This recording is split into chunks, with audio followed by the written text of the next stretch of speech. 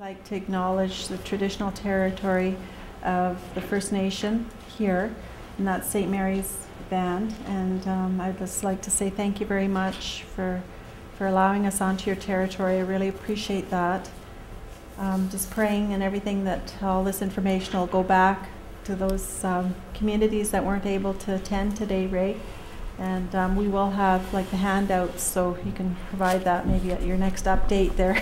I guess everything will have to travel by Moccasin Telegraph today, since we only have, the 6 participants, and I really appreciate you being here today. Thank you so much for coming. Thank you, Linda. Also, I'd like to thank St. Mary's Band for allowing us on their territory. Just briefly, just to put some context to this, as you know, there was new submissions that were given to the federal government, and initially, I think the province was very reluctant to have First Nations involved in putting the proposals into the federal government. With a lot of, I think, coaxing from the Leadership Council, as well as the people that we had, I think, from the technical side working with us, they've finally agreed that any submission that goes forward to Ottawa had to have some support from First Nations. So they agreed that First Nations should be involved in that submission.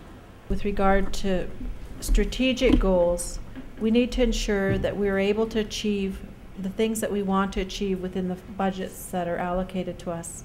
And so we have to ensure that we hear from this group today, what those key initiatives are, and that's what we're hoping, will be some of our priority setting measures, is by consulting with First Nations and trying to get that. It seems like at this particular point, to me, I sense that we try to put dollars, money to this, and it's a bigger problem. We just heard yesterday that Tony Blair had a research that was just done by their government, 700-page document that said there was this global warming that's happening, and if it's not dealt with sooner than later, we're going to continue having these problems. And from what I understand, the limited knowledge that I have about the pine beetle, it's related somewhat to the global warming in a big way, I guess.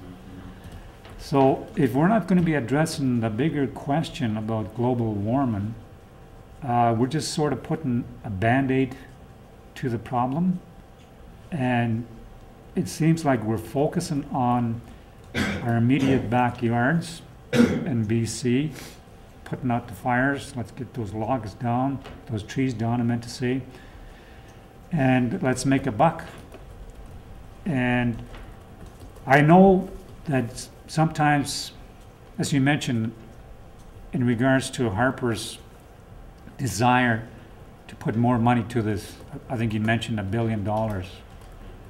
And still, to me, I think that's still a Band-Aid to the problem that's in front of us. And I'm not sure what it is that we're trying to do.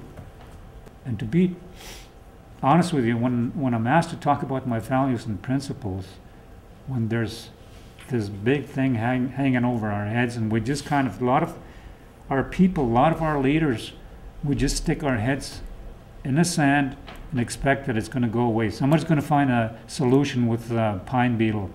There's going to be a magic bullet to solve that problem, and I don't think that there is one. So I'm not sure what's going to happen or what our plans are, because when you're cutting those trees down, you're cutting a whole bunch of trees down.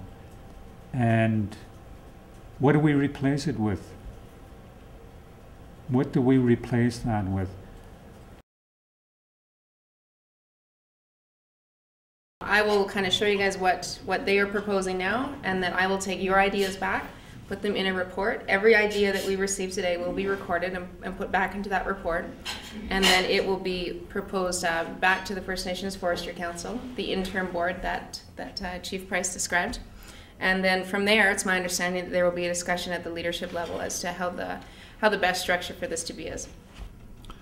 But I think then that, you know, based on what your draft is here for the Constitution, and what they're able to, those 5 people, if they're going to be effective, what they can actually get done as far as, you know, making a smoother transition from policy to implementation, what those mechanisms are going to be, establishing those types of things, and having that group then be the go-to group from a interaction with the federal and provincial governments. I think that this group can function, just so I can recap here, without this group, if you have an effective executive director being able to manage that port of communication between the tribal councils. If that's all you have to work with, I think you're going to have to be kind of flexible. Okay. And I think that, you know, with regard to the budget, I think that's probably all they're going to be able to afford, to have those people paying their expenses and salaries and whatever else. And like in forestry, when we talk about access, we're talking about closing roads down for a certain reason. And when we get involved in these discussions at the forum, all of a sudden access turns into wildlife habitat, and wildlife habitat turns into ungulate winter range, and ungulate winter range turns into caribou habitat. And now, instead of having 3 or 4 people sitting at a table discussing access management, we have a steering committee of 25 people. And it just, you know what I'm saying? I think smaller tasks and a smaller focus to get things rolling, get things done. Like get a few things completed right off the bat, instead of trying to tackle the whole, trying to solve all the problems at once.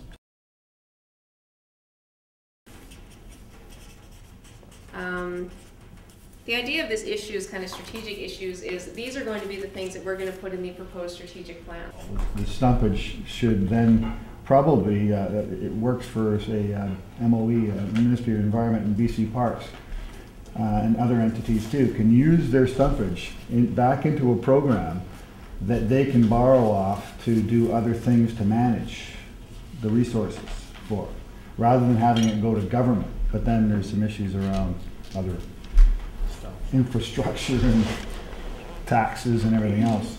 The Mountain Pine Beetle Working Group has kind of been used as an example as to where this new relationship agreement is going to go, or how far it can be made such that First Nations will be considered on a government-to-government basis with the province.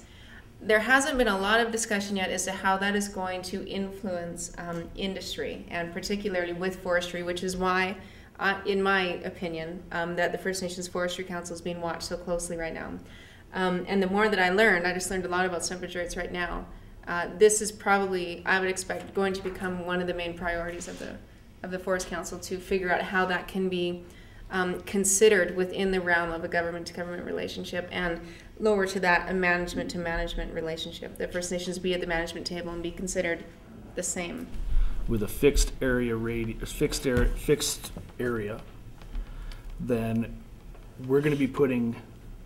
We're not going to be a fly-by-night company where we come in, we log 10 million cubic meters, we make our fortune, and we leave. And we leave a big mess with roads and silvicultural obligations. We're going to be around for forever. So we're going to put more investment back into the land.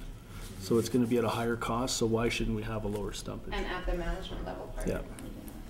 It's my understanding that the information will be compiled, and we're going to have hopefully all of that information on the internet for you to review.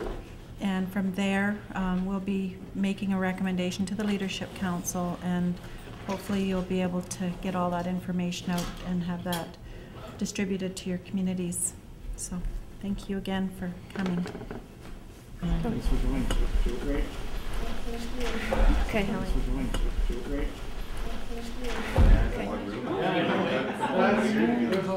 You've gone back. I need a new one. It'll probably be okay.